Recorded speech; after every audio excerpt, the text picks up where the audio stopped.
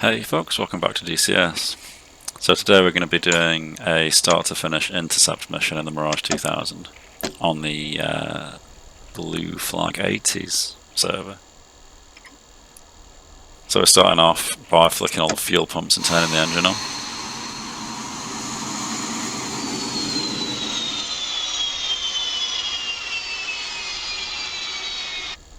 We can wait for it to hit 11 on the percentage dial, then we can forward the throttle a little bit and get it going.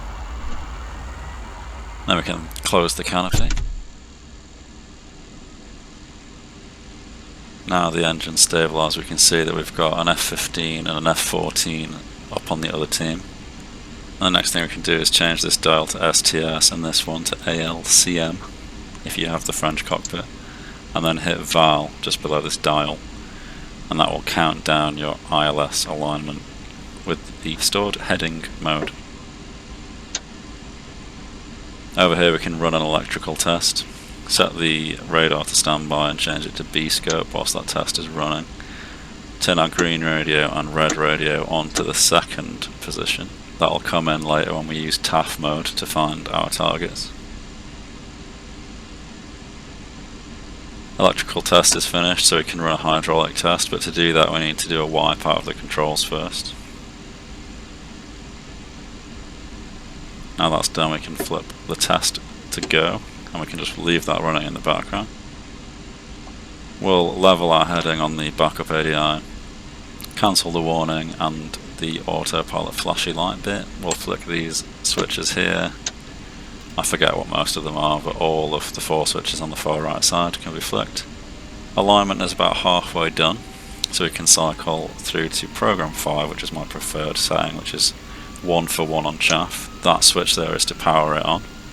The switch next to that is for your missile warning system, and actually isn't active on servers where, well, you can turn it off and on basically in the mission editor, but it requires special pylons for the magics to work, and they aren't on this server, so we can skip the second switch. The ones after that are the power switches for the RWR and the ECM.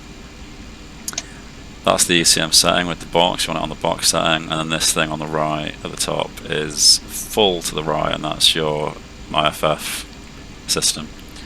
Alignment's done, so we can switch back to N and nav.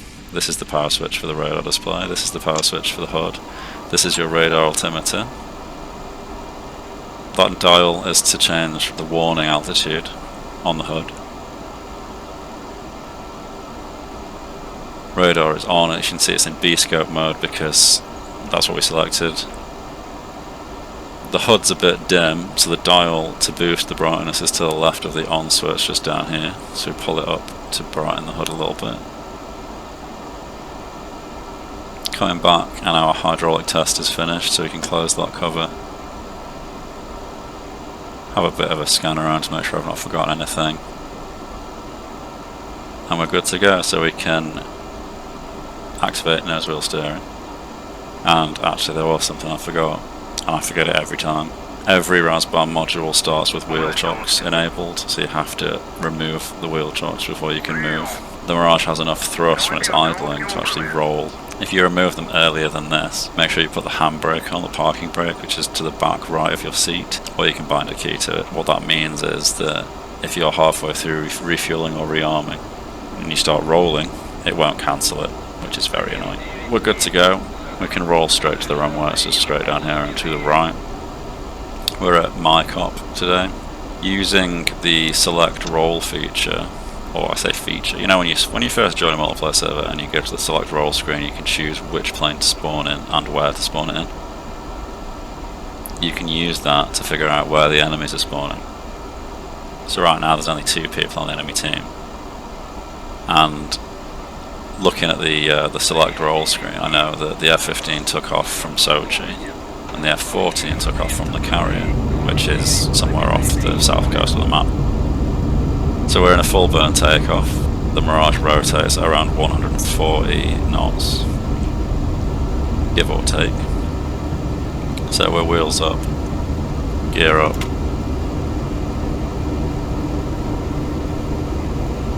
Flanker just sat on the runway there.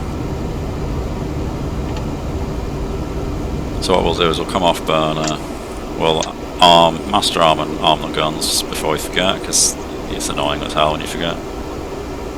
We'll set up our EWR system, so you can go into, on BlueFlag 80s, it uses EWR stations, which are basically radar stations, early warning radar stations and SAM networks that update you about where stuff is. You can schedule them to update you every minute or so, and everything that gets detected will come up on those ticker tapes across the top. So right here, I've discovered that the F-15 has actually left since we took off, which is kind of annoying. So this entire mission is now intercepting that F-14 that took off from the Roosevelt.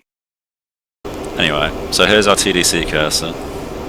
You've got your range on the left side, your altitude max and min on the right side. So anything at that distance within those altitude values will appear on the radar screen. So right now we're looking at a 29,000 max and a 7,000 feet min. If we bring it back to 20,000, the values will change. So if you get a bra call, you basically just put your cursor at the range that it says and put the altitude that it says between the two values that you have selected. And then if you're within about 60 to 65 miles and they're in a hot aspect to you, you should be able to see them.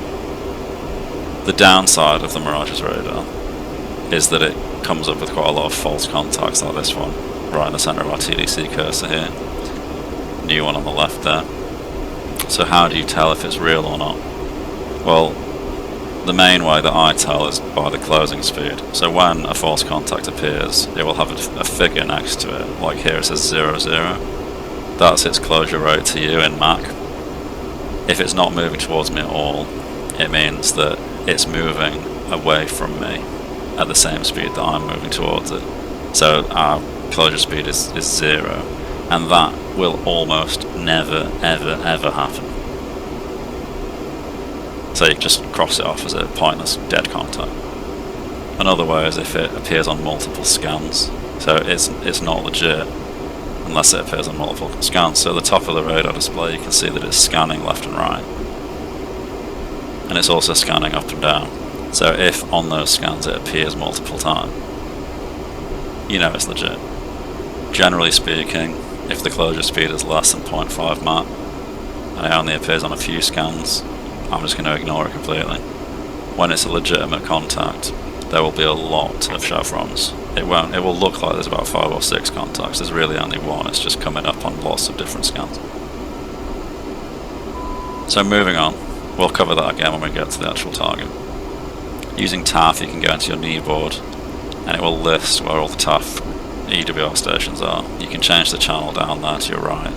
And the idea is you click TAF on here, you put your red radio into FI mode, or the second position from off, and then it will update you if anything comes near to that radar station. So the reason you can change radio stations is because TAF only directs you towards the closest contact to the radar station that you've picked. If you know where someone roughly is, so if, say for example, a friendly says, oh, there's a guy near Sochi, I would go through my TAF stations to see which one is closest to Sochi, and I'd pick that channel for my radio, for the TAF channel, and then it would direct me to him. So if it's sending you to someone that's miles away in the wrong direction, it's probably because he's the closest guy to the TAF station that you do have selected. So if you know roughly where the guy that you want to track is, you can select the nearest TAF station to him, and then chances are, if the server isn't like completely logged with people and is maxed out, you can actually pick and choose who to engage and pick out where they are fairly easily. So we did see the Tomcat briefly on our RWR then, so we've turned hot, and I also confirmed the bearing with the map to the Roosevelt, which was more like 150 degrees versus the 190 to 200 that I had initially set our path to. So TAF has just updated and given us a contact. The yellow line shows its heading, so you can zoom out the radar until you actually see the contact itself. Across the top you can see that he's travelling at 0.8 Mach on the left. The two numbers towards the centre are the target's bearing and the closure rate between you and the target. that number there is the altitude, so in hundreds of feet, so he's at 20,800 feet in climbing, and the number at the end of 1 is how many aircraft are in his flight. So if there were 2 aircraft there, that number would be a 2. So he is climbing and gaining speed, and he's cold from us, and he's about 100 or so miles away. So if we put the TDC cursor over him, we can see that he's 105 miles away. We know he's at 21,000 feet roughly, and he's at 0.9 Mach, so we're at Mach 1 right now, despite not burning, which is a bit interesting. Apparently the Mirage can supercruise in this game.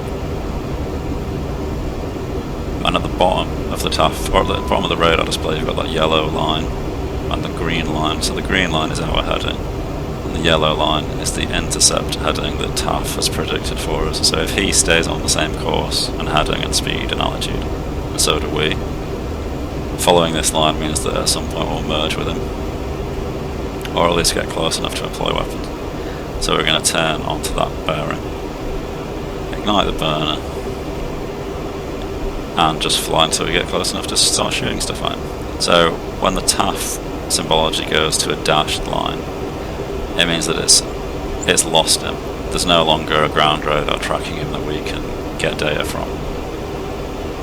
But it will continue to travel in the course heading that he was set on before, so although it's not giving live updates, it's sort of guessing where he's going, and now it's gone solid again. It is actually a live update again. So EWR is still not finding anything, which is interesting because EWR is supposed to have the same information that TAF does. They're supposed to run off the same info. The Tomcat briefly flashed on our RWR there, despite TAF saying that he knows cold. So you'll notice that the TAF line has gone dashed, which means that it's not a live update, which means that since it stopped being a live update, he turned around and flashed the radar at us briefly, so that we saw him on RWR. So we know that that's not accurate anymore. But we also know that we're still heading in the same direction, or the correct direction I should say, based on where he appeared on the RWR. Right here we're now at Mach 1.9 and it's increasing, and we're also above 40,000 feet, so we're above the cons. I'm not even paying any attention to that at the minute, I'm just completely focused on the radar display. N on the RWR has just popped up. That's a ship. If we look down here it says Navire, I think that's how you say it, which is obviously naval in French. Check the warning panel because of that alarm that's going off, and it says cabin pressure. Reason for that is that we're at nearly 60,000 feet at nearly Mach 2, because I just left it in that 10-degree climb and kind of forgot about it. So we're going to start reducing altitude. We've come off the burner just to stop us from climbing even higher, and the Tomcat's now on the RWR. TAF is still out of date. 2 ships are locking us now.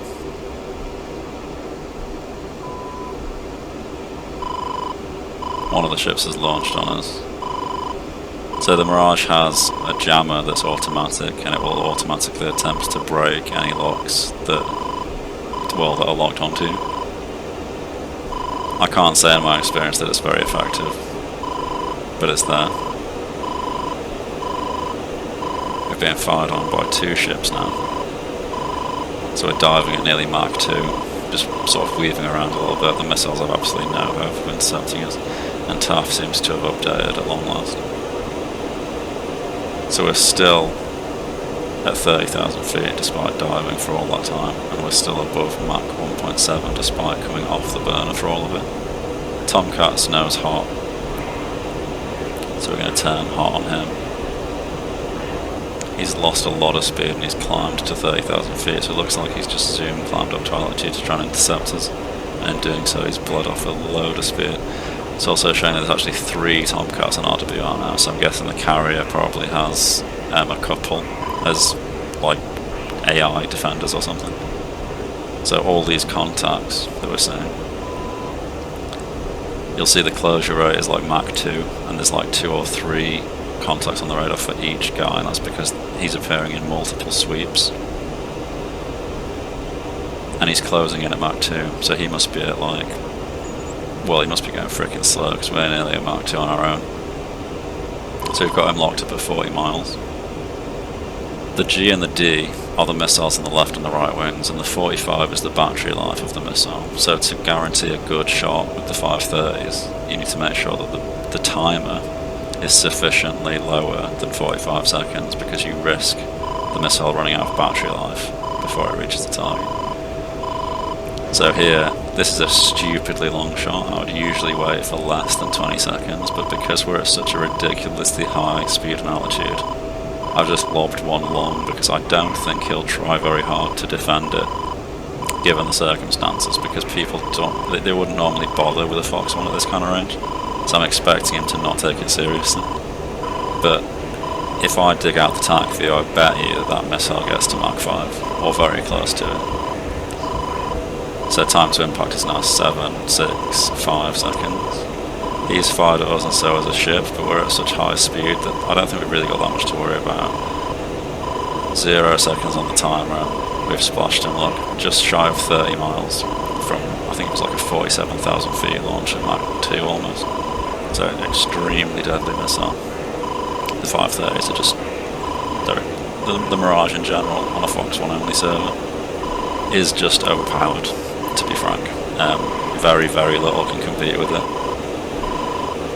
If you get up high and you get fast, you can outrange literally everything. So after that, he's the only guy on the enemy team, and he quits after we kill him. So there's no one left to shoot at. The ships are still shooting at us, but we're at 30,000 feet at Mach 1.5. I don't think we're really at a huge amount of risk.